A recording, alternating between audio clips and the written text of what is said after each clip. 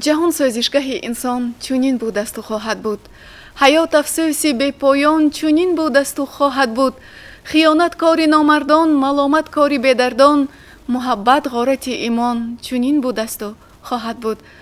سلام و درودی بی پایان بهر شما بینندگان عزیز و گرامی قدر برنامه آفتابباران. با تمنای خوشی های فراوان برنامه نوبتی خوش را حسن آغاز می بخشیم.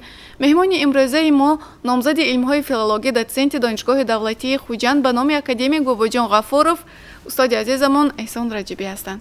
خوش آمدید میگویم به برنامه آفتابباران. در برنامه امروزه نیز میخواستیم یکی از غزل های استاد لایق را شرح و تفسیر میفرمودید. غزلی که انتخاب کردیم نوبتی هستی چو دارم عرضی هستی میکنم، همین غزل بود. میخواستیم امروز با بینندگان گرامی ما در باره معناهای پوشیده و دامنه‌داری که در این غزل نهفته است و خواننده عادی آن را درک کرده نمیتواند شرح می نمودید. سلامت باشید. در مورد شعری استاد لایق وقتی حرف میزنیم باید گوییم که استاد لایق شاعری بسیار خوشبختی هستند که گفته هایشون را هر قشر جامعه به اندازه خودش میفهمد و بسیار هم از طالع بلند شاعر است که خلقی است و همه خلق را دوست می‌دارد. چنانکه در غزل آغازتان فرمودید جهان سوزشگاه انسان چنین بود است و خواهد بود، حیات افسوسی بی پایان چنین بود است خواهد بود. در غزل های استاد لایق وقتی میبینید با یک غزل معنی میگیرد که جهان چنین چنان است، با یک غزل دیگر با اون جواب هم میدهد. و امروز غزلی که شما انتخاب کردید نوبتی هستی چو دارم عرض هستی میکنم، یک بینی دیگر میفهمد که جهان سوزشگاه انسان چنین بود است خواهد بود. یک نفر گفته ایستاده است حیات افسوسی بی پایان چنین بود است خواهد بود. خیانت کاری نامردان، ملامت کاری بیدردان، محبت غارت ایمان چنین است. و همین اگر جوابش دیگر کس گوید دیگر نوبتی هستی چی دارم عرض هستی میکنم. دیدید وقتی که جهان چنین هست من چیکار میکنم؟ نوبتی هستی که چی دارم وقتی که نوبت به من رسیده من به این دنیا آمدم و نوبتی زندگی که بر من رسیده است من هم عرض هستی میکنم. عرض هستی چیه؟ عرض هستی که چنان زندگی میکنم که این زندگی من هستی من اثبات کنم. وقتی که من نوبتی زندگی گرفتم به دنیا آمدم چنان زندگی میکنم که من را شناسم. من هم تو به دنیا نآمدم. یعنی انسان های بزرگ هم تو نمیبینن. اصلا همه انسان ها باید هم تو به دنیا نبیان. یک اجرای کار یک نقش موثری برای دنیا باید گذاشت.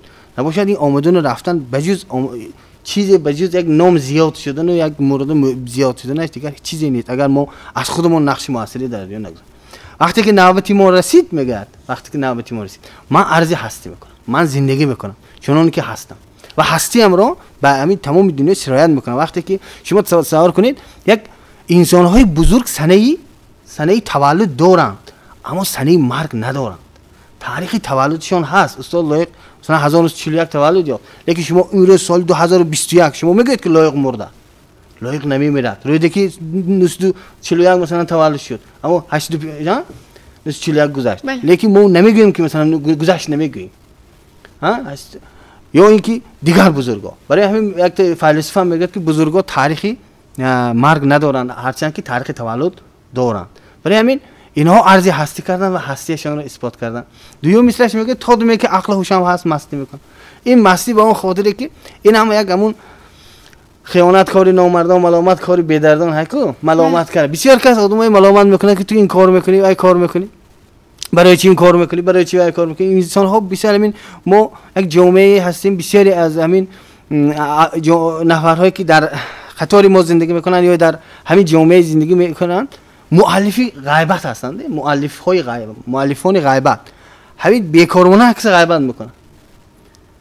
استاد لایق میگه که تا دمی که عقل هوشم هست مستی میکنم. این با اون خاطر نیست که من همیشه مستی میکنم، با اون خاطر میگه تو کارت چی. یعنی اگه اون نفری که اگر اونو ملامت میکنه دیگه اون عکس تنقید میکنه دیگه با من چی کار داری میگه. همین این بسیار یک چیزی خوبم است که خواجه نصرالدین پرسیدند که خواجه نصرالدین ها دو نفر گوسفند میبرد، میگه به من چی؟ همین میگه که آخه گوسفند رو از خانه توی میبرد، میگه به تو چی؟ تا اندازه که این که به تو چی؟ یعنی من که عرض هستی میکنم و تو دومی که عقلشم مست به تو چی؟ به تو چی دخل داری؟ یا تو چی کار داری به من؟ تا اندازه که انسان ها اگر مشغولی حیات خودشون باشن، حیات فنری خودشون باشن، با کارهای خودشون مشغول باشن، این گونه آدمو تاکید نمیکند که به من چه استاد و چی میگه؟ خیام میگه که من زانی خودم چنان که هستم است. کارت چی میگه؟ برای همین هم این یک برداشت از بیت. دوم برداشت این است که مستی میکنم. این مستی هم در ادبیات ما بسیار سابقه طولانی دارد. مستی چی است؟ یعنی بعضی کس مستی شراب است، بعضی کس مستی جمال یار است، بعضی کس مستی عشق خدا است، بعضی کس مستی عموما شهرت است، بعضی کس مستی مثلا منصب است، بعضی کس عاشق و چی منصب و وظیفه و همه چی هست. تا دیگه که اخلاقش هم میگن مستی بکنم. مستی من خودت میدونی، تو هم مستی معین. برای همین این یک نوع جوابه به نظر من بسیاری از غزل‌های استاد یک جوابه به اونهایی که انسان‌های بزرگ درباره انسان‌های بزرگ گپ‌های کوچک میزنند. این چی؟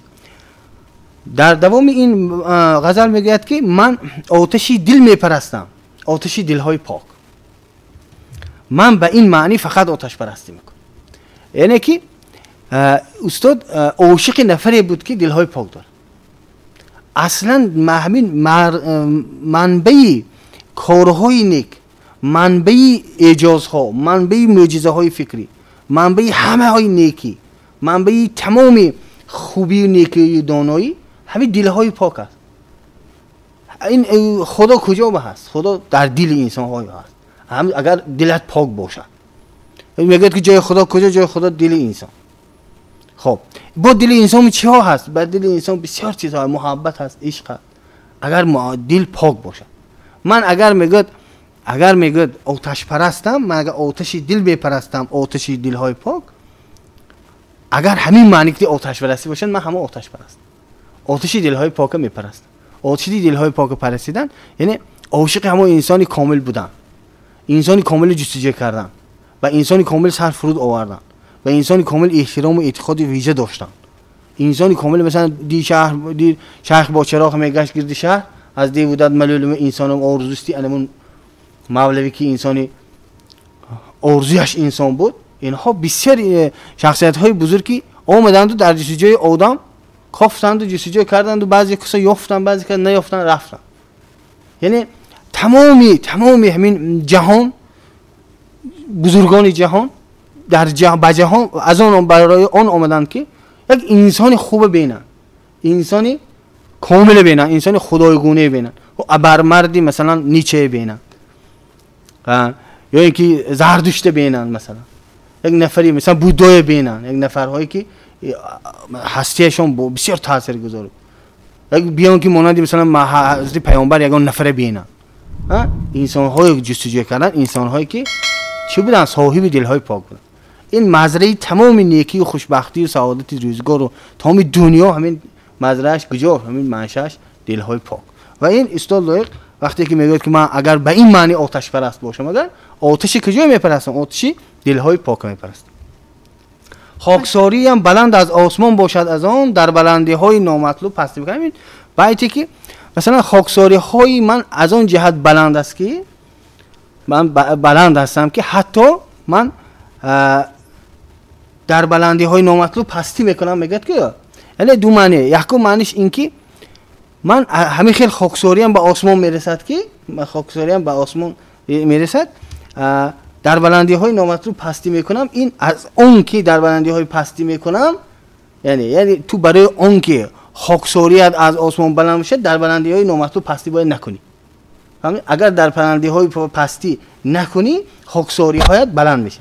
از این نقطه باز دیگر معنی باید میشد که من میدونم که خودم خاکساری مثلا رقم 1 هستم، خاکساری من آسمان بلند از آسمان بلند میرسد که میگم خاکساری که بچه من میدونم که خودم خاکسار هستم، اما با وجود در بعضی جاها میگه من میگه همین پس یعنی خاکساری نمیکنم، پستی میکنم. گفته که اون معنی که من خاکساری نمیکنم پیش بعضی آدم ها. فهمیدین؟ بعضی مثلا در بلندی های نامطلوب پیش آدمایی که خودشانو بلند و خودشانو بسیار دانا و توانا و خودشانو بسیار چی میکنن. من میدونم که هر ز خاکسار باشم. من میگم این طبیعتی استاد لایق کی. من میگم پیش این خیل مثلا کاش فکر و اشکام پرست و چی دولت دور و دیگر اینها اونهایی که عموما از معنویت و از معرفت بی‌خبرند اما از خودشون شخصیت میتراشن. من هرچند خاکسار باشم میگم که پیش اینا پستی به اون معنی که یعنی خاکساری نمیکنم. سه معنی اگر از این گیریم اگر میگید که پستی به معنی هم تو مجموع دو معنی که میفهمی. پستی که از مثلا پسی آدمی بسیار هم بسیار هم آدمی که همتش نیست، بسیار هم آدمی اینقدر قابلیت یا احتمال نیست، قابلیت چی نیست. یک پستی به معنی که بسیار آدمی میجینگی، آدمی بسیار آدمی وای.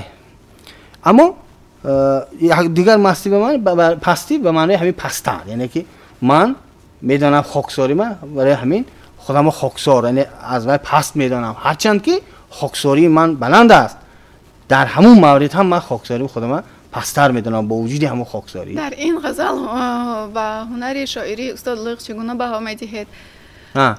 شخصا استاد لایق یکی از سخنورانی بسیار بزرگ است که استاد عبدالغنی و استاد گلنظر کلدی میگن که استاد یک معنی سازی توانا، با وجود آنکه تصویر سازی توانا باشد، معنی سازی توانا.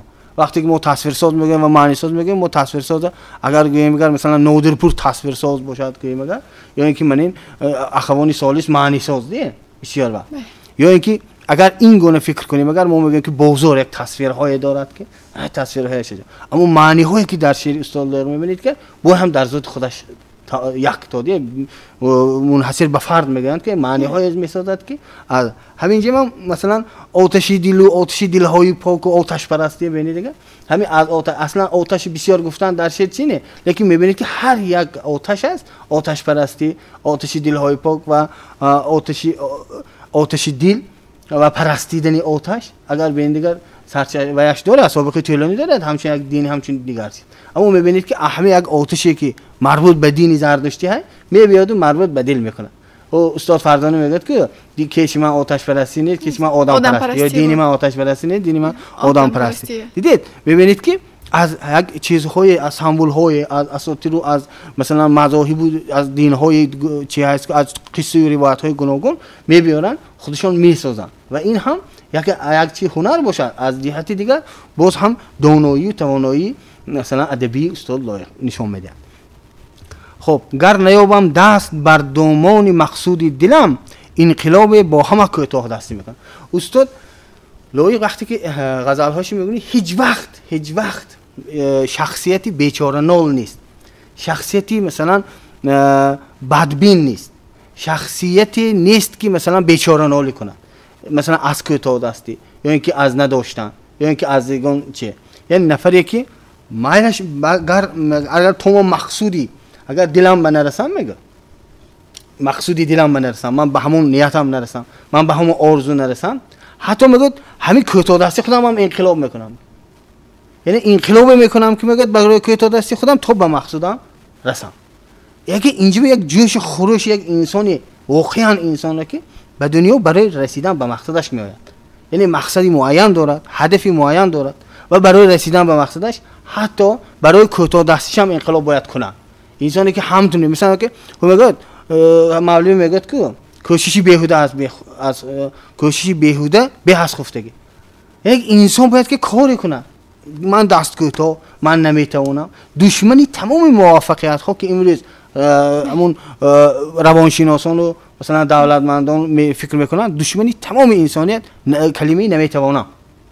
بله. نمیتوانم نه.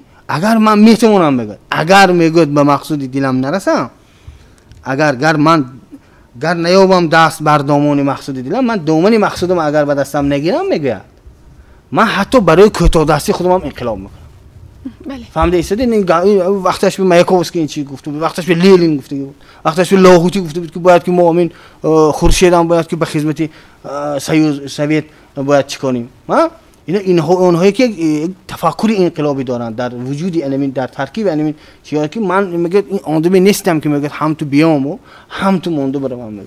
من میگم اول حرکت میکنم، اگر من میگم حرکت میکنم، اگر به مقصود به همون دامن مقصودی دلم اگر به دستم نگیرم، من برای علمی کوتاه دستیم انقلاب میکنم. و شعری و بیت آخرش بعد مردن هم نخواهم رفت، چون گرد از جهان در سری مژگان گل جای نشسته میکنم. و میبینید که امروز استاد لایق هرگز نمرده است و همه خیلی کرده است که نمورد و هرگز از یاد و دل و خاطری مثلا پیروانش از هم وطنانش و میگه که من بعد مردن هم میگه چیکار میکنم؟ من نمیمیرم. من هرگز من تا نگیرم دیگر خونبهای قربانیان رو، تا نبخشم عمر آزادی همه زندانیان رو، تا نبردارم به دوشم دشواری این زمان رو من نمیمیرم. من نخواهم. و دیدید همین من نمردن یا اینکه من نمیمیرم یک مقصد نهایی شاعری که واقعا برای نمردن فکر میکنه، برای نمردن ایجاد میکنه و چیزهای ایجاد میکند که هرگز نامش را شما نمیتونید که مثلا وقتی که ادبیات تاجیک شاید لایق نگویید، لایق نیست گویید، این چیز نیست.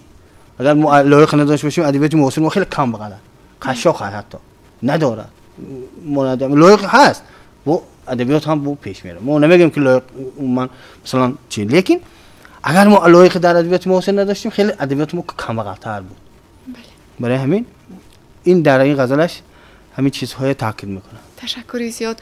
در هر مصرع یک معنای نو را به بینندگان گرامی آفتابباران پیشنهاد کردید. واقعا برای جوانان نیز این غزل خیلی مهم است، یعنی استفاده بردن از امکانیت ها، از دستاورد های زمانی صاحب استقلالیت نیز برای جوانان ما خیلی مهم باشد. یعنی این عمر جوهر است که آنچنان وقت میگذرد و پرثمر استفاده بردن و پرمحصول گذراندن آن برای هر یکی ما مهم باشد. خوش آمدید به برنامه آفتابباران. تشکر. از کوه سنگ چون فتد 100 سنگ را بجا کند، مردی چون نامردی کند 100 مرد را رسوا کند، نادان چون دانایی کند احسن بگوییمش همه، اما چی بتوان کرد اگر نادانی دانا کند. بینندگان گرامی، در همین جا فرصتی برنامه ما به آخر رسید. تا هفته آینده سلامت و سربلند بمانید. خیر عزیزان.